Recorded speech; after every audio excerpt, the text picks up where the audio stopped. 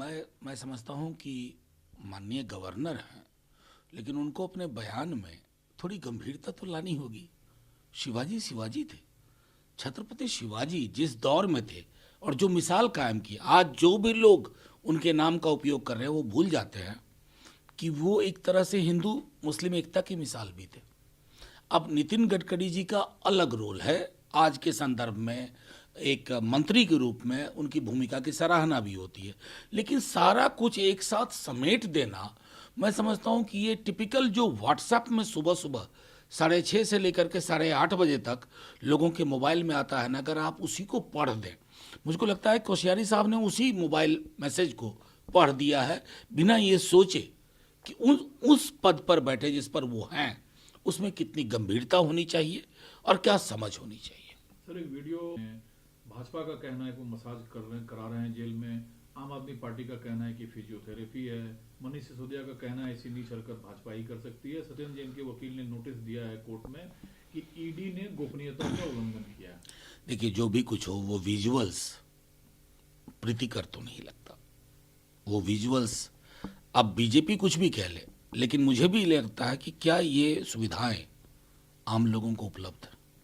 मेरा सिर्फ एक सवाल है, और अगर आम लोगों को उपलब्ध नहीं है तो जाहिर है कि पूरे के पूरे इस प्रणाली को रिविजिट करने की जरूरत है, क्योंकि वो विजुअल्स, मैं जितना एक्यूप्रेशर फिजियोथेरेपी मैं समझता हूं, उस विजुअल्स में मैंने फिजियोथेरेपी का अंश नहीं देखा काफी, और जितनी मेरी समझ है फिजियोथेरेपी की।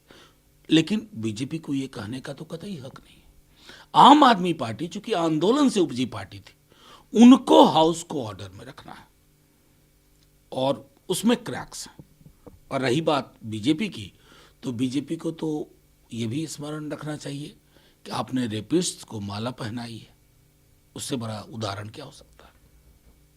ठीक है, जो बात सवाल उठा रही है, सवाल ये भी है कि जो पॉलिटिकल हिस्ट्री है उसमें एक व्यक्ति जब जेल में है, उनके मंत्री पद पर बने रहना कितना उचित है उस पार्टी के लिए जो पार्टी खुद को नहीं, देखिए, ये थोड़ा एक विसंगति का आभास तो मुझे भी होता है। राजेंद्र पाल गौतम उसी दिल्ली सरकार के ही मंत्री थे। उन्होंने अंबेडकर की प्रतिज्ञाएं दोहराई थी एक सार्वजनिक कार्यक्रम में, उनका इस्तीफा हो जाता है और इधर नहीं होता है। तो जाहिर तौर पर मुझे लगता है ना कि किसी भी पार्टी को अगर एक गंभीर राजनीतिक विकल्प के रूप में उभरना है तो आपको एक समेकित दृष्टिकोण से अपनी चीजें रखनी है। राजेंद्र पाल गौतम का आज तक मेरी समझ में गुनाह कुछ समझ में नहीं आया। अगर राजेंद्र पाल गौतम गुनहगार हैं, उनसे इस्तीफा लिया गया, तो मुझको लगता है कि बाबा साहब अगर आज होते तो क्या होता। ये गंभीर विषय। दूसरा सवाल सर, ईडी ने फ्रंट ऑफ इंडिया के खिलाफ चार्जशीट दायर किया, जिसमें दिल्ली के अध्यक्ष परवेज अहमद, दिल्ली के महासचिव मोहम्मद इलियास समेत अन्य के खिलाफ एफआईआर दर्ज कराई है। देखिए, मैं अभी भी कहता हूं कि ये हेडलाइन मैनेजमेंट से ज्यादा कुछ नहीं है। अगर पॉपुलर फ्रंट ऑफ इंडिया पे आप कार्रवाई करते हैं, आपके पास सबूत और दस्तावेज है, तो तमाम उन फ्रंट्स पर, उन संगठनों पर भी कार्रवाई कीजिए जो इस देश में नफरत का जहर बीते कुछ वर्षों से बो रहे हैं। अगर नहीं करते हैं तो जाहिर तौर पे मैं ये नहीं कह सकता सत्य में विजय थे। मुझे उस दिन का इंतजार है जिस दिन इस देश की आबो हवा में नफरत का जहर घोने वाले हर संगठन पर चर्चा होगी, पाबंदी होगी। ऐसा नहीं हो रहा है ना। ये मैं समझता हूं एक हिंदुस्तान जैसे मुल्क की ओर से, भारत जैसे मुल्क की ओर से संदेश दुनिया को अच्छा नहीं जा रहा। एक सर आखिरी सवाल है, राजनीति सूची जारी करती है, उसका क्या मापदंड होता है? शशि थरूर साहब अध्यक्ष पद का चुनाव लड़ते हैं, वो हार जाते हैं, उनको गुजरात कैंपेन के लिए पहले लिस्ट में भी जगह नहीं मिली, दूसरी लिस्ट में भी जगह नहीं मिली, जिस पर सवाल उठाया जा रहा है। देखिए, मैं समझ रहा हूं कि मीडिया का एक वर्ग अननेसेसरी, अभी हमारे यहाँ उपचुनाव हुए थे बिहार में, मैं नहीं था स्टार प्रचारक में, मैं राज्यसभा का सांसद हूं। वो अच्छा, ये भी सोचना होगा कि इससे पहले शशि थरूर जी कहां कहां स्टार प्रचारक थे केरल के अलावा। तो ये जो एक अननेसेसरी विवाद उत्पन्न करने की। और मुझे तो कोई कष्ट नहीं हुआ, हमारे यहाँ तो उपचुनाव हुए, मैं नहीं था। पार्टी किसी भी उपचुनाव में जब आपको 30 लोगों का मात्र नाम देना होता है, 20 लोगों का मात्र नाम देना होता है, या किसी भी आम चुनाव में 35 लोगों का नाम देना होता है, तो आपको क्षेत्रवार ये तय करना होता है कि किसकी अपील कैसी होगी, और उस दृष्टिकोण से निर्णय होता है। सर, श्रद्धा मर्डर केस से जुड़े कई मामले हैं जिस पर सोशल और पॉलिटिकल स्टेटमेंट्स आ रहे हैं। जया बच्चन ने यहाँ तक कहा कि आजकल की जो पढ़ी लिखी महिलाएं हैं वो डबल स्टैंडर्ड माइंडसेट की हैं और महिला खुद ही अपनी दुश्मन बनी बैठी है।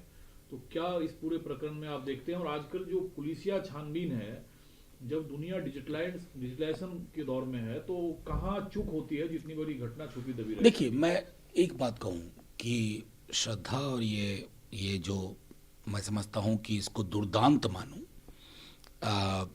ऐसा heinous crime rarest of the rare की श्रेणी में है, उसमें त्वरित अनुसंधान हो, सख्त सजा हो, लेकिन उस तरह की बात ना हो जैसा हमारे असम के सीएम साहब कहते हैं कि देश को एक ऐसा नेता चाहिए कि आफताब पैदा ना हो। अरे साहब, समाज को मजबूत करिए ना, सोच विकसित करिए, समझ विकसित करने के लिए हम सबको करना चाहिए। आप किसी भी मौत को अगर इलेक्शन का कैंपेन का एजेंडा बनाते हैं, ये ग्राह्य नहीं होगा, हम जैसों के दिल से नहीं। अब मेरा सीधे तौर पे मानना है कि ऐसी हत्या कोई आफताब करे, कोई मनोज करे, कोई संजय करे, ये हत्या रेयरेस्ट ऑफ द रेयर है। लेकिन इसको किसी धर्म से जोड़ देना, पहचान से जोड़ देना, ये भी बताता है कि एक समाज के रूप में हम बीमार होते जा रहे हैं, और बीमार समाज किसी भी समस्या का हल नहीं ढूंढ सकता। लेकिन उनका तो साफ कहना है कि 2024 मजबूत विकल्प को चुनना होगा। खुले तौर पर वो नरेंद्र मोदी का नाम लेते हैं क्योंकि ऐसे मजबूत नेता मोदी ही हैं जो भारत को अपनी मां मानते हैं। अगर आपने नहीं ऐसा किया तो हर गली शहर में आफताब पैदा होगा और मां बहन असुरक्षित रहेगी। मैं बाकी तो नहीं जानता, मैं 14 से पहले हिमंटो जी का भी थोड़ा बयान देखना चाहता हूँ। क्या वो भी तब भी यही कहते थे कि मोदी जी ही विकल्प हैं? सिर्फ अपना बयान देखें, मैं तो कुछ बोलूंगा ही नहीं। हम तो एक वैचारिक और राजनीतिक विरोध की राजनीति करते हैं, और वहां हम स्पष्ट हैं। कोई भी व्यक्ति इस देश की किस्मत तय नहीं कर सकता। जिसको ये मुगालता हो गया कि मैं ही इस देश की किस्मत तय कर सकता हूं, इसका मतलब है कि वो व्यक्ति आत्ममुग्ध राजनीति कर रहा है, आत्मकेंद्रित राजनीति कर रहा है। राजनीति का क्या मतलब होना चाहिए? सर्वे भवन्तु सुखिनः, सर्वे सन्तु निरामया। उसके लिए क्या आवश्यक है? व्यापक परिदृश्य, वसुधैव कुटुंबकम। ये नहीं कि अपने नागरिकों के बीच में कटीली दीवार खड़ी करते हैं और तब कहेंगे हम विश्व गुरु हैं, विश्व नेता। नहीं साहब, आप चुनाव भले जीत सकते हैं, चुनाव जीतना और दिल जीतने में फर्क है। हमें दिल जीतने वाले लोग चाहिए, चाहे चुनाव हम अगला भी हार जाएं। नमस्कार, मैं हूं मानक गुप्ता। अगर आपको हमारा ये वीडियो पसंद आया हो तो इसे लाइक और शेयर जरूर करें, और हां, हमें सब्सक्राइब और फॉलो करना ना भूलें ताकि आप देश और दुनिया की कोई खबर मिस ना करें। तो जुड़े रहिए हमारे साथ और देखते रहिए न्यूज़ 24।